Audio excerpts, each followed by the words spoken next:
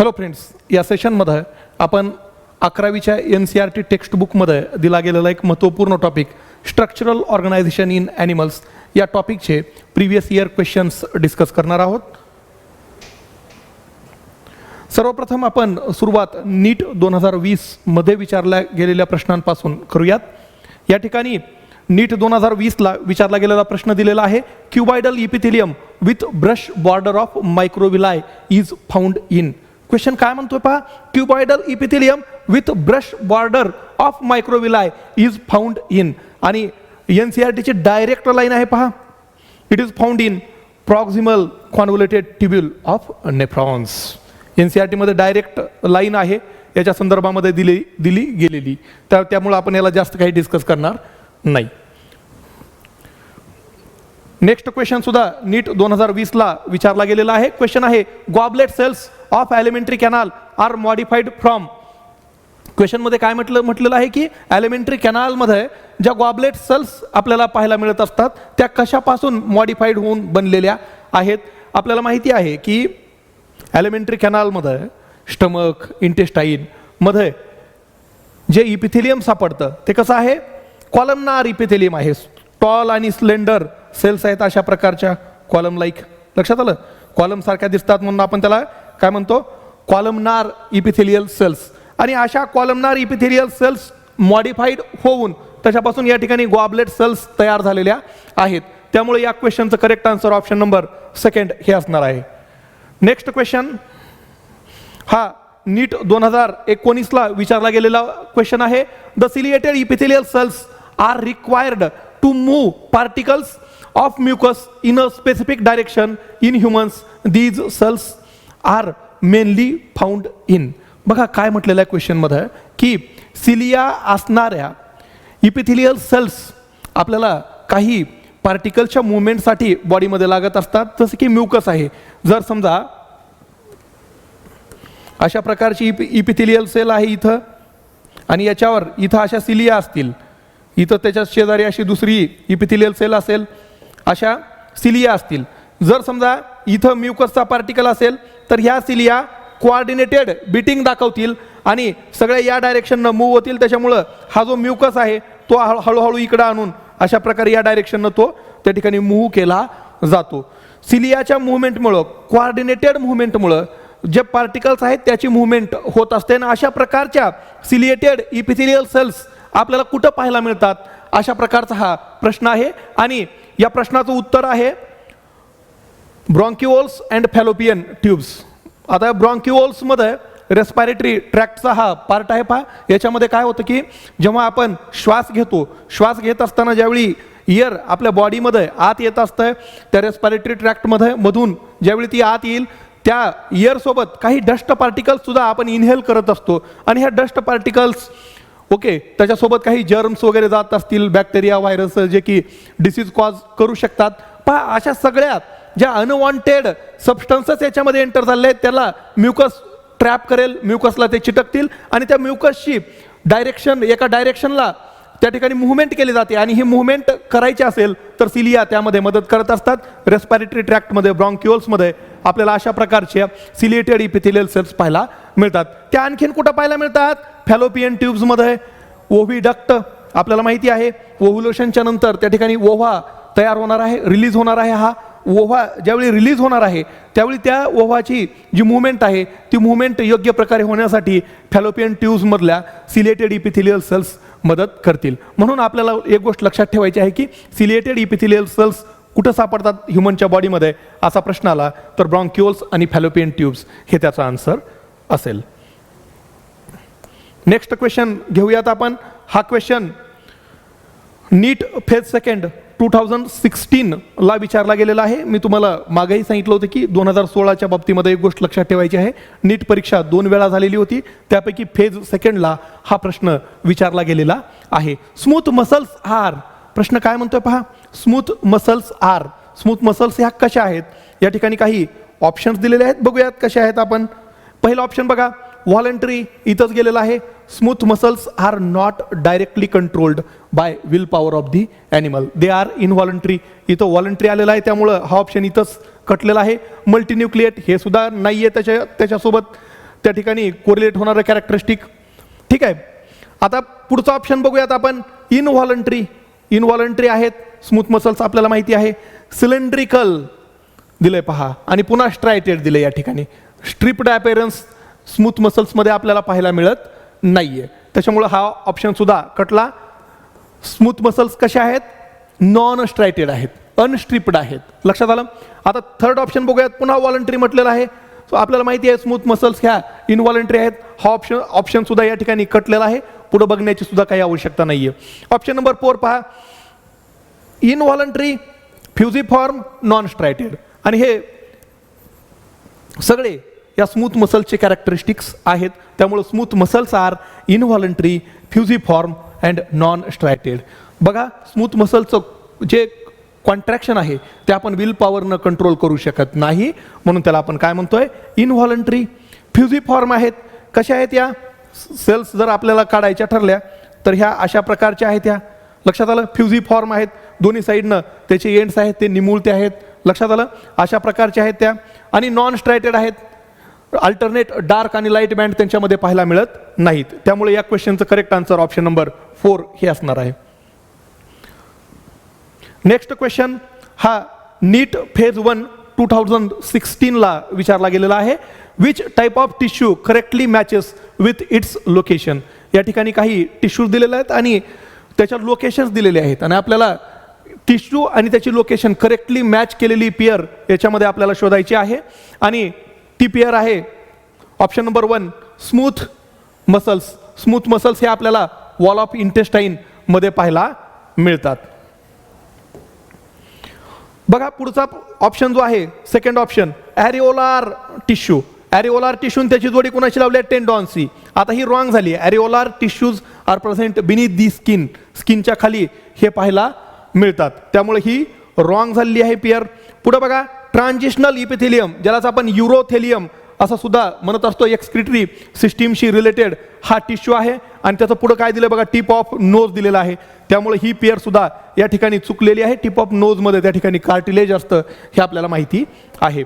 आता चौथी पेअर बघा क्युबॉइडल इपिथेलियम. क्युबॉइडल इपिथेलियम, सिंपल क्युबॉइडल इपिथेलियम कुठं पाहायला मिळतं? डक्ट्स ऑफ ग्लँड्समध्ये पाहायला मिळतं, टिब्युलर पार्ट्स ऑफ नेफ्रॉनमध्ये पाहायला मिळतं. पण इथं काय दिलंय? Lining of stomach. Lining of स्टमकमध्ये आपल्याला त्या ठिकाणी सिंपल कॉलमनार इपिथेलियम, स्टॉल आणि स्लेंडर सेल्स पाहायला मिळतात. त्यामुळे ही पेअर सुद्धा या ठिकाणी येणार नाहीये. हे तीनही चुकले. Option number 1 is the correct answer.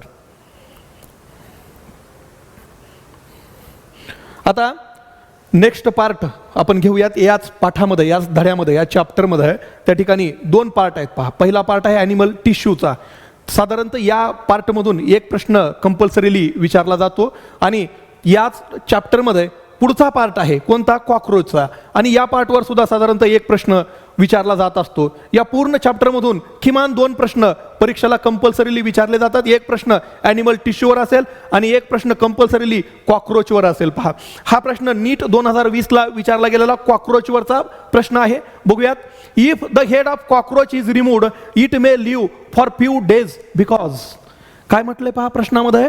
जर आपण कॉकरोचचं हेड जर तोडलं, कट केलं, रिमूव्ह केलं तरी सुद्धा कॉकरोच काही दिवसांपर्यंत त्या ठिकाणी जगू शकतो. कारण काय आहे असं विचारलंय.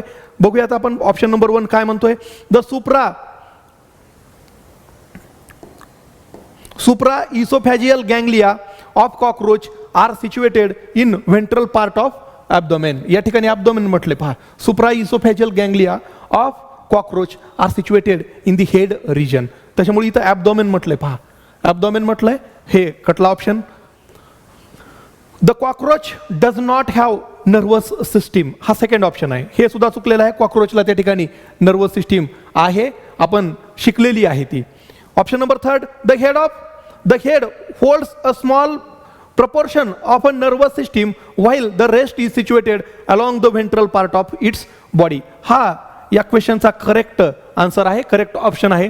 काय म्हटलेलं आहे की जर आपण कॉकरोचचं हेड तोडलं तरी सुद्धा कॉकरोच काही दिवसांपर्यंत जगू शकतो. कारण काय आहे? कारण कॉकरोचच्या हेडमध्ये ज्याला आपण तोडलेलं आहे त्याच्यामध्ये नर्वस सिस्टीमचा खूप थोडासा पार्ट स्मॉल बीट जात असतो आणि खूप सारा पोर्शन नर्वस सिस्टीमचा त्या ठिकाणी बाकीच्या बॉडीमध्ये प्रेझेंट आहे. त्यामुळं हेड जरी तोडलं तरी सुद्धा हा कॉकरोच त्या ठिकाणी लागलीच मरणार नाही, कारण त्या हेडमध्ये ज्याला आपण तोडून टाकलेला आहे खूप थोडासा नर्वस सिस्टीमचा पार्ट गेलेला आहे. Option number 3 is the correct option for this question. Option number 4 काय येणार नाही हे सुद्धा डिस्कस करूयात. The head holds 1/3 of the nervous system while the rest is situated along the dorsal part of the body. या ठिकाणी काय म्हटले पहा, dorsal part of the body. Dorsal part आपल्याला माहिती आहे इनव्हर्टिब्रेट्समध्ये जर नर्वस सिस्टीम प्रेझेंट असेल तर ती कुठं प्रेझेंट असते, व्हेंट्रल साईडला असते. आणि व्हर्टिब्रेट्समध्ये आपल्यामध्ये त्या ठिकाणी जर नर्वस सिस्टीम आहे ती कुठं आहे, ती डॉर्सल साईडला असते, डॉर्सल साईडला पाठीच्या साईडला असते. आता हा काय आहे, कॉकरोच इनव्हर्टिब्रेट आहे, आर्थ्रोपोड आहे हा. आणि आर्थ्रोपोडमध्ये जर नर्वस सिस्टीम डॉर्सल पार्टला प्रेझेंट आहे असं जर म्हटलं तर हे चुकणार आहे, कारण त्यांच्यामध्ये नर्वस सिस्टीम व्हेंट्रल साईडला प्रेझेंट असते. त्यामुळे हा ऑप्शन सुद्धा या ठिकाणी कटलेला आहे. Option number 3 is the correct answer for this question. Next question NEET 2019ला विचारला गेलेला आहे, कॉकरोचचा प्रश्न आहे. Select the correct sequence of organs in the alimentary canal of cockroach starting from the mouth. आता NCERT मध्ये कॉकरोचची जी एलिमेंटरी कॅनलची डायग्राम दिलेली आहे त्या डायग्रामहून डायरेक्ट क्वेश्चन हा आलेला आहे पहा. करेक्ट सिक्वेन्स कुठली आहे, फॅरेंक्स आहे. फॅरेंक्सच्या नंतर इसोफॅगसचा पार्ट येतो, त्याच्यानंतर क्रॉप आहे, त्याच्यानंतर गिझार्ड आहे, त्याच्यानंतर मिड गटचा पार्ट आहे, त्याच्यानंतर इलियम येतं, कॉलॉन आणि रेक्टम. ही करेक्ट सिक्वेन्स आहे. NCERT मध्ये डायग्राम मध्ये हे दिलेलं आहे, डायरेक्ट क्वेश्चन आहे पहा. Option number 2 is the correct answer. हा नेक्स्ट क्वेश्चन नीट 2018ला विचारला गेलेला आहे. Which of the following features is used to identify a male cockroach from a female cockroach. जर आपल्याला मेल आणि फिमेल कॉकरोच आपल्या समोर दिले तर आपण कोणत्या कॅरेक्टरच्या बेसिसवर मेल कॉकरोच हा फिमेल पासून वेगळा करू शकतो, हा प्रश्न आहे हा. ठीक आहे, ऑप्शन नंबर 1 बघूयात.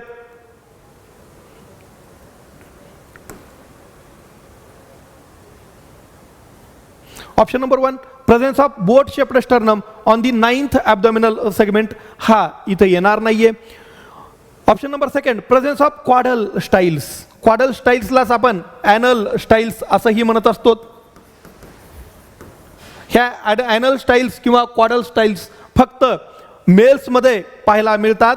त्यामुळं जर आपल्याला मेल आणि फिमेल आपल्यासमोर दिले, जर कॉकरोचमध्ये त्या ठिकाणी क्वाडल स्टाईल किंवा ॲनल स्टाईल्स प्रेझेंट असतील तर तो मेल आहे, अदरवाईज तो फिमेल आहे. Option number 2 is the correct answer.